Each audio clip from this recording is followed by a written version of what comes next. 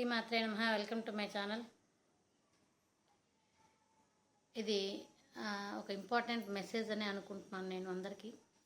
దీన్ని అందరూ వీలైనంత వరకు షేర్ చేసి దీన్ని ఒక్కరు ఫాలో అయినా ఒక్కరు ఇంప్లిమెంట్ చేసినా ఖచ్చితంగా ఇది సక్సెస్ అయినట్టే. ఈ వీడియో ఏంటిది అంటే, ఒక 3-4 months బ్యాక్ మా ఫ్రెండ్ వాళ్ళ కజిన్ వాళ్ళ అబ్బాయి, he's just only 6th class, he attempted suicide. చాలా బాధేసింది.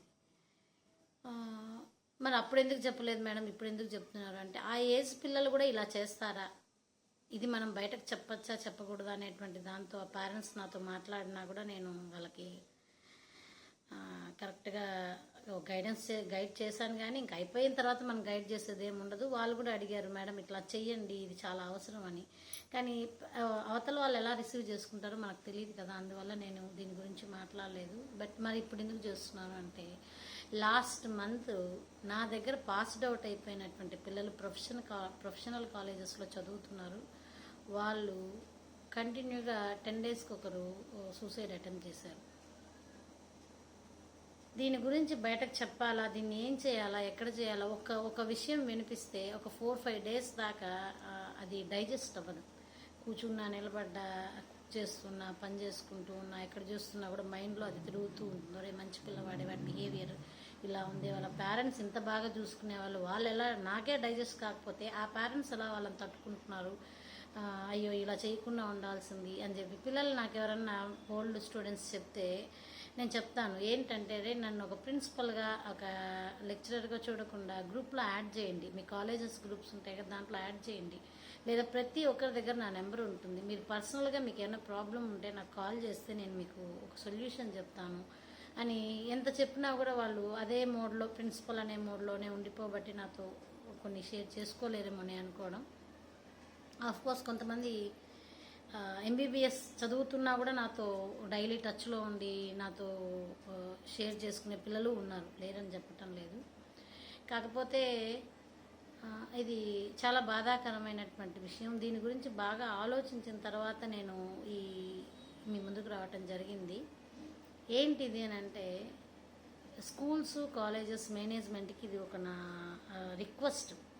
ఏంటిది అని అంటే, ఖచ్చితంగా మీరు ది బెస్ట్ టీచర్స్ని, బెస్ట్ లెక్చరర్స్ని, బెస్ట్ ఎడ్యుకేషన్ని ఇవ్వాలని ఎలా అనుకుంటున్నారో, అదేవిధంగా బెస్ట్ బిహేవియర్ ఉండేటువంటి పిల్లల్ని వాళ్ళు కంటిన్యూగా వాళ్ళ లైఫ్ మొత్తం వాళ్ళు ఆ బిహేవియర్ ఉండటానికి ఉపయోగపడేటువంటి ఈ చిన్న సజెషన్ ఫాలో అయ్యారంటే 100కి 100% ఫుల్ ఫ్లెడ్జ్డ్గా మీరు మీ స్కూల్స్ని, మీ కాలేజెస్ని రన్ చేసినట్టు. ఏంటి అని అంటే, అందరు టీచర్స్తో పాటు, అందరు నాన్ టీచింగ్ స్టాఫ్తో పాటుగా ఒక్క మోటివేటర్ని మీ స్కూల్లో అపాయింట్ చేసుకోండి.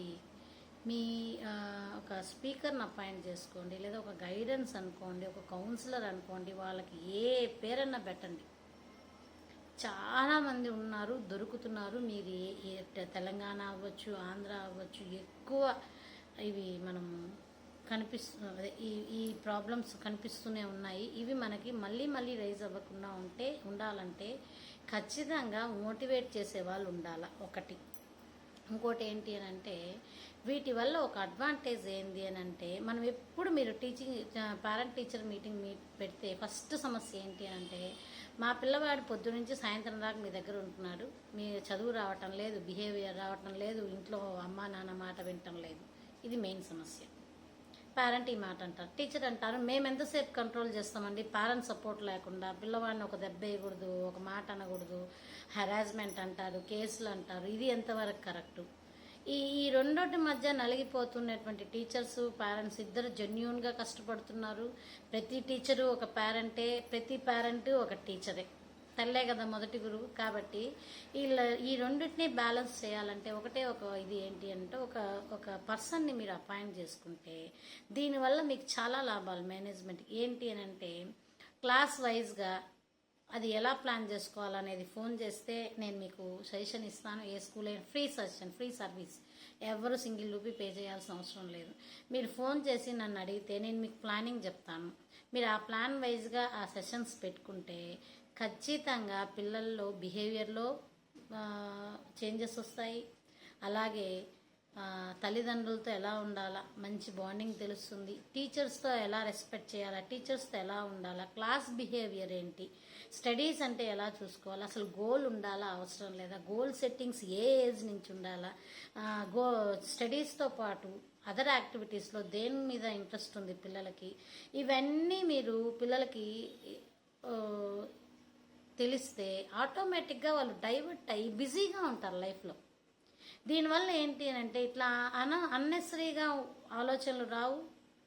ఇంకోటి, ఎవరో ఒకరు గైడెన్స్ని ఎలా సెలెక్ట్ చేసుకోవాలి, ఒక గైడెన్స్ ఇచ్చే పర్సన్ని లైఫ్లో ఎలా సెలెక్ట్ చేసుకోవాలి. కొంతమందికి అమ్మ ఉంటుంది, కొంతమందికి నాన్న ఉంటారు, కొంతమందికి మావయ్య ఉంటారు, కొంతమందికి పిన్నులు ఉంటారు, కొంతమందికి లేదు వెల్ విషర్స్ ఉంటారు.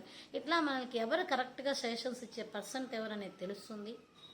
బయట ప్రపంచం ఎలా ఉంది, అమ్మా నాన్న ఎలా కష్టపడ్డారు, మనం ఎంత కంఫర్ట్ జోన్లో ఉన్నామనే డిఫరెన్స్ తెలుస్తుంది.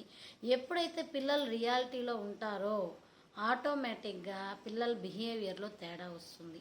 ఇవి చెప్పగలిగే వాళ్ళు టీచర్స్, వాళ్ళ షెడ్యూల్స్, లెక్చరర్స్, వాళ్ళ లెసన్స్, టీచింగ్ వాళ్ళకి చాలా ఉన్నాయి. ఇది చెప్పగలిగే వాళ్ళుగా ఒకళ్ళు ఉంటే మీ స్కూల్లో ది బెస్ట్ ఎడ్యుకేషన్తో పాటు బెస్ట్ లైఫ్ని, అంటే మంచి లైఫ్ స్కిల్స్ని ఇవ్వగలుగుతారు. పిల్లల్లో మంచి బిహేవియరు, దీని ద్వారా ఒక మంచి సొసైటీని నిర్మించడానికి మీరు ఒక మంచి ఫస్ట్ స్టెప్ తీసుకున్న వాళ్ళు అవుతారు. అది పెద్ద స్కూలా, చిన్న స్కూలా, కార్పొరేట్ స్కూల్స్ ఇవన్నీ వద్దు మనకి. మీ క్యాంపస్లో ప్రిన్సిపల్, మేనేజ్మెంట్ ఒప్పుకోరు కార్పొరేట్ వాటిలో, ప్రిన్సిపల్ తీసుకోండి. లెక్చరర్స్ అందరితో కలిపి ఒక డెసిషన్ తీసుకోండి. మహా అయితే ఎంత ఖర్చు అవుతుంది చెప్పండి, మీరు తీసుకునేటువంటి శాలరీస్లో కొంత అమౌంట్ని స్పెండ్ చేసి, మీకు క్లాస్లో పిల్లవాడు కూర్చొని లెసన్ వింటున్నాడు అని అంటే అసలు క్లాస్ ఎంత పీస్ఫుల్గా, మనం ఎంతో ప్రిపేర్ అయ్యి వెళ్తాం నైట్ అంతా ఉండి. మార్నింగ్ ఆ బోర్డు దగ్గరికి వెళ్ళేటప్పటికి రే నువ్వు కూర్చోరా, నువ్వు ఆపురా, నువ్వు మాట్లాడద్దురా, వాళ్ళని కంట్రోల్ చేసేటప్పటికి మనకు వచ్చే ఫ్లో పోతుంది. ఆ క్లాస్లో చదివేటువంటి ఒక 10 మంది పిల్లలకి మనం ఇవ్వాలనుకున్న సబ్జెక్టు మిస్ అయిపోతూ ఉంటుంది. ఈ సమస్యలు ప్రాక్టికల్గా గ్రౌండ్ లెవెల్లో ఎవరైతే టీచింగ్ ఫ్యాకల్టీ, ఎవరైతే అడ్మినిస్ట్రేషన్స్లో ఉంటారో వాళ్ళు బాగా సఫర్ అవుతున్నారు. ప్రతి ఒక్కరూ సఫర్ అవుతున్నారు, కాకపోతే చెప్పటం లేదు. పేరెంట్స్ ఏమో పిల్లలు కంట్రోల్ అవ్వలేదు, పిల్లలేమో టీచర్స్ ఏమో పిల్లలు కంట్రోల్. ఓవరాల్గా ఈ పిల్లలు ఎవరికి కంట్రోల్ అవ్వాలా? ఎస్, ఒక్క మోటివేషన్కి తప్ప ఇంకా దేనికి కంట్రోల్ అవ్వరు. కొట్టడం, తిట్టడం అనేటువంటిది సమస్యకు పరిష్కారమే కాదు. కాబట్టి ఈ వీడియోని ఖచ్చితంగా ఉపయోగపడుతుంది అన్న వాళ్ళు ఖచ్చితంగా దీన్ని షేర్ చేయండి. అఫ్కోర్స్ ఇది లెంతీ వీడియోనే, ఇది చాలా ఉపయోగపడేటువంటిది. మంచి పిల్లలు ఎందుకు ఇలా అయిపోతున్నారు అని అంటే పేరెంట్స్తో బాండింగ్ లేకపోవచ్చు, లేదా టీచర్స్తో బాండింగ్ లేకపోవచ్చు. కాబట్టి ఇది వీళ్ళు ఎవరికి కాకుండా పోతున్నారు. ప్రతి పేరెంట్ ఫోన్ చేసి నన్ను అడగటమే, మేడం మా అబ్బాయి ఇలా ఉన్నాడు, మా అమ్మాయి ఇలా ఉంది, ఏం చేయాలా, ఏం చదివించాలా, ఎక్కడ చదవాలా. అసలు పేరెంట్స్ పిల్లలతో మాట్లాడాలంటే భయపడి ఎస్కేప్ అయి తిరుగుతూ ఉండేటువంటి ఫ్యామిలీస్ కూడా ఉన్నాయన్నమాట. ఇంకోటి ఏంటి అని అంటే స్టడీస్ కూడా బాగా వాళ్ళు అర్థమయ్యి వాళ్ళంతటి వాళ్ళు చదువుకునేదాకా మనం వెయిట్ చేయాలా. పేరెంట్స్ పుష్ చేయొద్దు, లెక్చరర్స్ పుష్ చేయొద్దు, రియాలిటీ వాళ్ళకి తెలియాలి. అది తెలుసుకోకుండా సీట్లు రావు, ఎక్కడ క్వాలిఫై అవ్వరు. పేరెంట్స్ రేపు ఫ్యూచర్లో వాళ్ళ పిల్లాడు తనని అడుగుతారేమో, ఏం నాన్న నువ్వు నన్ను ఇట్లా మంచి కాలేజీలో చదివించలేదు, ఏమ్మా నువ్వు నాకు అప్పుడు నేను అల్లరి చేస్తాననుకో నువ్వు మంచి గైడెన్స్ ఇవ్వలేదు అని అడుగుతారేమో అనే ఉద్దేశంతో ఎక్కడో చోట ఎక్కువ ఇంట్రెస్ట్ తీసుకొచ్చి ఇంజనీరింగ్ కాలేజెస్లో చేర్చేస్తున్నారు. చేర్చాక కూడా ఎట్లా ఏంటి అనేటువంటిది కూడా ఒకసారి చెక్ చేసుకోవాలా. ఈ ఇంజనీరింగ్ కాలేజెస్, ఇంటర్ కాలేజెస్, స్కూల్స్లో ఎలా వాళ్ళని మనం చూసుకోవాలనేటువంటిది ఒకసారి మళ్ళీ ఇంకోసారి వీడియో చేసుకుందాం. దీంతో పాటుగా ఈ కౌన్సిలింగ్ సెక్షన్స్ కూడా వీక్లీ వన్స్ లేదా మంత్లీ ట్వైస్ పెట్టుకోండి. మంత్లీ వన్స్ మాత్రం ఖచ్చితంగా పేరెంట్స్కి సెక్షన్ కావాలా. పిల్లలు కరెక్ట్గా ఉండాలా అంటే టీచర్స్కు మంత్లీ 1 సెక్షన్ పెట్టండి, పేరెంట్స్కి మంత్లీ 1 సెక్షన్ పెట్టండి, పిల్లలకి కూడా మంత్లీ ట్వైస్ పెట్టండి. ఒక్కసారి ఇవి ఇంప్లిమెంట్ చేసి చూడండి. మీ క్యాంపస్లో, మీ స్కూల్స్లో ఖచ్చితంగా పిల్లల బిహేవియర్లో తేడా ఉంటుంది. క్లాసులు హ్యాపీగా రన్ అవుతాయి, క్లాస్లో వాడు ఆటోమేటిక్గా కంట్రోల్ అవుతాడు. వాడు ప్రతి దాంట్లో కూడా వీటి వల్ల ఏంటి ఉపయోగం, ఈ సెషన్స్ వల్ల, ఈ మోటివేషన్ క్లాసెస్ వల్ల అంటే పిల్లల్లో ఆలోచన శక్తి పెరుగుతుంది. దీనివల్ల మనకి చాలా అంటే చాలా బెనిఫిట్స్ ఉంటాయి, మంచి రిజల్ట్స్ వస్తాయి. పుష్ చేయకుండా, వాళ్ళని హరాస్ చేయకుండా మంచి రిజల్ట్స్ వస్తాయి. దాని ద్వారా మీకు మంచి అడ్మిషన్స్ అవుతాయి. పిఆర్ఓస్కి లక్షల్లో ఖర్చు పెడతారు. దానికంటే ఒక మోటివేటర్ని కొంచెం జీతం ఇచ్చి పెట్టుకోండి. ఖచ్చితంగా మీ క్యాంపస్లో నిల్ ఫెయిల్యూర్స్ ఉంటారు. 100% రిజల్ట్స్ వస్తాయి, మంచి రిజల్ట్స్ వస్తాయి. ఇది నేను ప్రూవ్ చేసినటువంటి టాపిక్. నేను ఇవన్నీ కూడా ప్రాక్టికల్గా చేసే మీ ముందరకు వస్తున్నాను. కాబట్టి ఏ తల్లి తండ్రి ఇటువంటి బాధ పడకూడదు, ఎవ్వరికి ఈ సమస్య రాకూడదు. ఇన్ని రోజులు ఇంటర్, డిగ్రీ, పీజీ అనుకుంటున్నాం కానీ 6th క్లాస్ దాకా కూడా ఈ సమస్య వచ్చేసింది అంటే మనం ఖచ్చితంగా మనం రియలైజ్ అయ్యి మేల్కోవాల్సిన టైం ఇది. మనకు ఒక వార్నింగ్ అనుకోవాలా ఇట్లాంటి ఇన్సిడెంట్స్ అన్నీ కూడా. ఇందులో ఏమన్నా తెలిసి తెలియకుండా ఏమన్నా తప్పుగా మాట్లాడుంటే క్షమించండి. Thank you so much.